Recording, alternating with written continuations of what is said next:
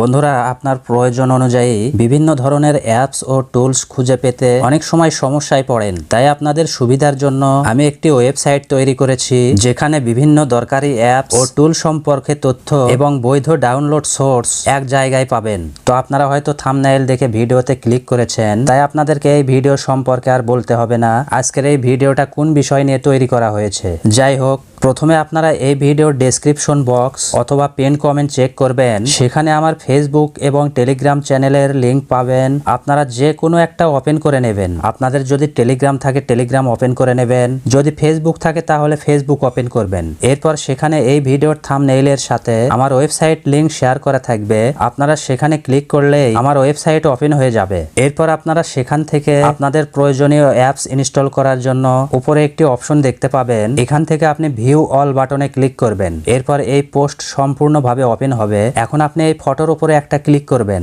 তবে আরো একটি কথা আপনাদেরকে বলে রাখি, আপনি যখনই আমার এই ওয়েবসাইটের যে কোনো অপশনের উপরে ক্লিক করবেন, হয়তো আপনাদের সামনে কিছু অ্যাড শো হতে পারে। আপনারা 2 থেকে 3 বার ক্লিক করলেই সেই অপশনটি ওপেন হয়ে যাবে। তো যখন আপনি ভিউ অল বাটনে ক্লিক করে সেই পোস্টের ফটোর উপরে ক্লিক করবেন, তখনই সেই পোস্টটা সম্পূর্ণভাবে ওপেন হবে এবং নিচের দিকে একটু স্ক্রল করলেই এখানে আপনি ডাউনলোড বাটন দেখতে পাবেন। আপনি এই বাটনে ক্লিক করে অ্যাপসটি আপনার ফোনের গ্যালারিতে ইনস্টল করে নেবেন। তো ইউটিউবের পলিসির কারণে আমি সম্পূর্ণভাবে ইনস্টল প্রসেস দেখাতে পারছি না। আপনারা সম্পূর্ণ প্রসেস দেখতে চাইলে আমার ফেসবুক অথবা টেলিগ্রাম চ্যানেল ওপেন করে দেখতে পারেন। সেখানে আমি সম্পূর্ণ ভিডিও দিয়ে রাখবো। এরপর আপনার ফোনে অ্যাপসটি ইনস্টল হয়ে যাওয়ার পর অ্যাপসটি ওপেন করবেন। এরপর আপনার সামনে এরকম ইন্টারফেস চলে আসবে। প্রথমে আপনি গেট স্টার্টেড এই অপশনে ক্লিক করবেন।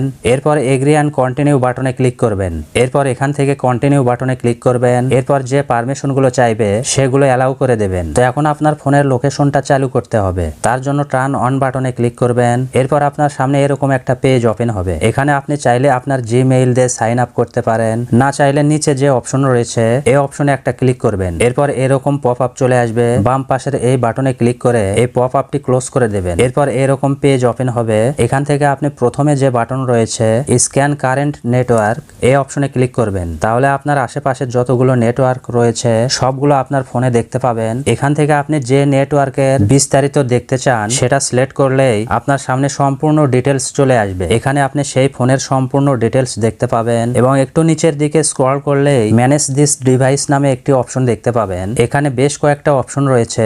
এই অপশনগুলোর মাধ্যমে সেই ডিভাইস আপনি সম্পূর্ণভাবে ম্যানেজ করতে পারবেন। দেখুন, প্রথমে রয়েছে ব্লক ডিভাইস। আপনার ফোনে যে ওয়াইফাইটি কানেক্টেড রয়েছে সেই ওয়াইফাই যতগুলো ডিভাইস কানেক্টেড রয়েছে সেই ডিভাইসগুলো আপনি নিজেই কন্ট্রোল করতে পারবেন। আপনার কোনো অ্যাডমিন পাসওয়ার্ড লাগবে না বা কোনো ওয়াইফাই পাসওয়ার্ডও লাগবে না। আপনি এখান থেকে সেই ডিভাইসকে ব্লক করতে পারবেন বা আনব্লক করতে পারবেন। এখান থেকে সেই ইন্টারনেট পজ করতে পারবেন। এরপর সেই ডিভাইসে আপনার টাইমলাইনে অ্যাড করতে পারবেন। এরপর এখান থেকে সেই ডিভাইস রিমুভ করতে পারবেন। তো যাই হোক, আমার এই ওয়েবসাইটে এই ধরনের প্রয়োজনীয় অ্যাপ আমার ওয়েবসাইটের মাধ্যমে আপনারা পেয়ে যাবেন। তাই আপনারা আমার এই চ্যানেলটি সাবস্ক্রাইব করে রাখবেন এবং প্রতিনিয়ত আমার টেলিগ্রাম চ্যানেলে কিন্তু এই ধরনের আপডেট দেওয়া হয়। তাই টেলিগ্রাম চ্যানেলে জয়েন করে নেবেন এবং ফেসবুক ফলো করে রাখবেন। তো এই ছিল আজকের ভিডিওটা ভালো লাগলে অবশ্যই একটা লাইক দেবেন এবং আপনাদের মন্তব্য কমেন্টের মাধ্যমে জানাবেন। তো দেখা হচ্ছে আবারও পরবর্তীতে নতুন কোনো একটা ভিডিও নিয়ে। সেই পর্যন্ত সবাই ভালো থাকবেন। ধন্যবাদ।